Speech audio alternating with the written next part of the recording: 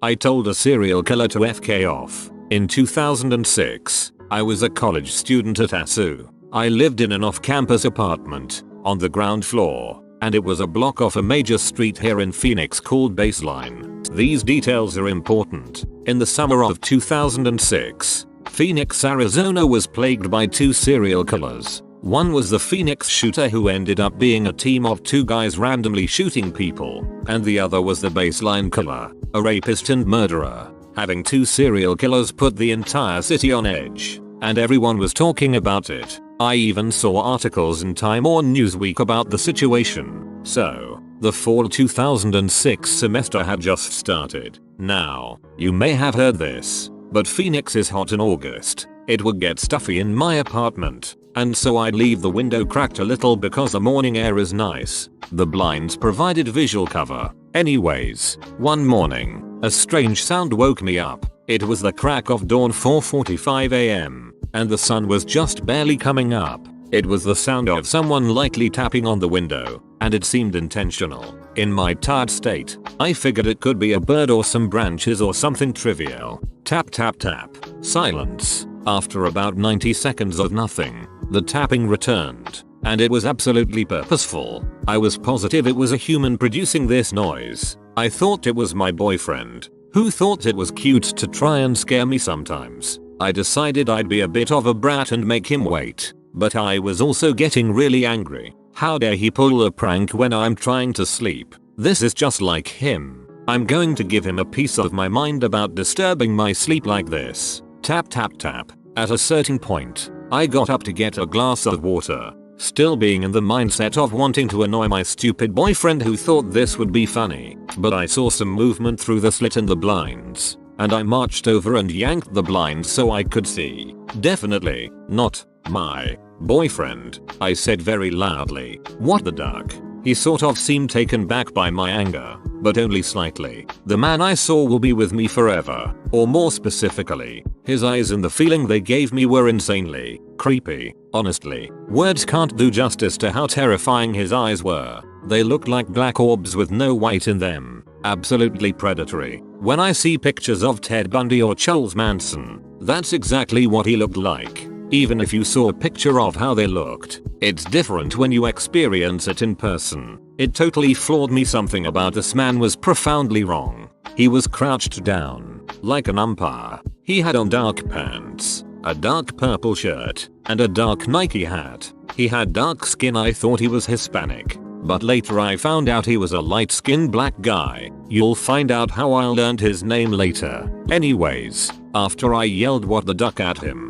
he whispers to me, "Can I talk to you?" If you want to know how insanely creepy that is to hear, just whisper that sentence out loud to yourself right now. It still sends chills down my spine when I think of how that sounded. His hand subtly moved towards his waist. I later learned he would blitz attack his victims and he probably had a gun. All that separated us was a mesh screen. Now, this is about a 3-second interaction at this point. For some reason, I thought of Ted Bundy and how he'd pretend to be crippled to target his victims. I thought of my mom telling me to not be nice to strangers, don't be afraid to be a beach. My thinking wasn't as calculated as all that, but it was more the nano processing of how to deal with the situation. So, when he whispered that, I started yelling at him, "Hell no. Get the duck out of here, douchebag." I shut the window angrily and locked it. I can't overemphasize how incredibly irritated I was that this person had the audacity to disturb my precious sleep.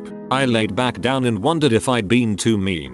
What if he needed help? But that didn't really make sense. Why would he be, like, tapping and whispering if he was truly in trouble? I decided he was a creep after all. I was too annoyed to go back to sleep, but I sort of laid back down. I told my roommate about an hour later and she sort of jokingly asked if it could have been the Baseline killer. When she said that, my heart sank. His face looked exactly like it did in the police sketches that were on billboards everywhere. The only problem is that those billboards showed him with dreads, and the man at my window had no dreads. Apparently, he was some sort of disguise artist who'd wear wigs. Updating the police sketch would have been a nice move, but they didn't. I called the Phoenix police, and the detective I talked to agreed that it sounded like his MO. The suspect would say something to throw off his target, and then he'd blitz attack. The detective said that my angry response probably made me seem like too much of a hassle and moved on. The only problem was that I thought the guy looked Hispanic,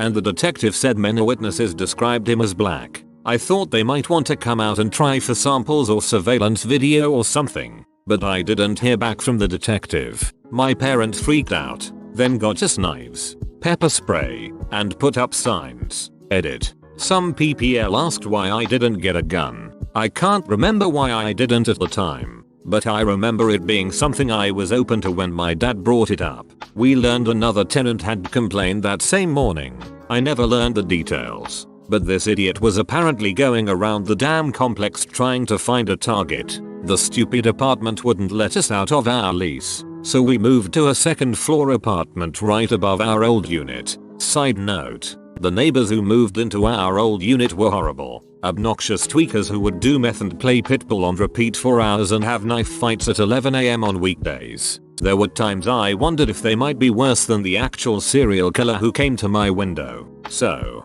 that unit was cursed somehow. Anyways, on the 4th of September, 2006, they arrested Mark Gudo. I think the detective didn't call me back because they were days away from arresting Gudo. When I saw his mugshot, I was sick but also relieved. He was absolutely the guy outside my window. To me, he looked like he could be Hispanic. You can judge for yourself if you Google it. He's on death row in Arizona now. His wife tried to mount some campaign to show that the police were framing him or something. On a personal level, it certainly would make for an interesting coincidence if this poor innocent man who they framed was also whispering like a creep and tapping my window. The other cool thing about this story is that I had a really bad eating disorder at the time, and about 8 months after this happened I got in solid recovery. I never would have experienced how wonderful life could be if the slightest thing would have changed that morning in 2006. I can't think of something more scary than a serial killer tapping on your window.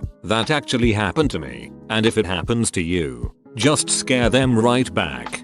Don't be afraid to be downright rude to someone who's injecting themselves into your space. It could save your life if you're not afraid to throw your weight around and tell someone off. Trust yourself. You can still be a kind and generous person and still tell someone to duck off. Arizona Republic article. Summer of Fear. Phoenix New Times. Baseline color. All edits I make are minor grammar/sentence flow corrections. I also added some quality articles for anyone who wants to learn more.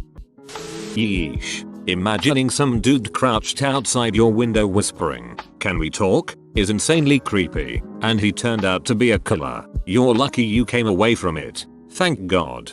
Thanks man. The enormity of the whole thing didn't hit me until about a week later. I was sitting in my room and I was just breathing, and I had such gratitude but also sadness that things could have gone so differently. I could be rotting in a dumpster, but I was breathing. It makes you think about life in a much more delicate way. I have no shame in being a little weary of creepy people if anyone gives me shit about being dramatic. It saved my life to trust myself, so whatever.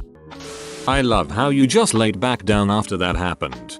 Huh, it makes me sound way more badass than I actually am. I thought he was a maintenance worker with a crush or something, even though that still would have been super creepy to do to someone. I definitely didn't realize what had happened until I talked with my roommate. I made the mistake of googling his face. That guy has some ducked up eyes. He looks crazed. I imagined him outside a window asking if he could talk and I just feel sick. I can't believe you just shouted at him. Holy duck. A lease would absolutely not keep me in that building after an experience like that. I actually love that you felt guilty for possibly being too rude at first. Says a lot about how large a disparity there is between you and he, in terms of humanity.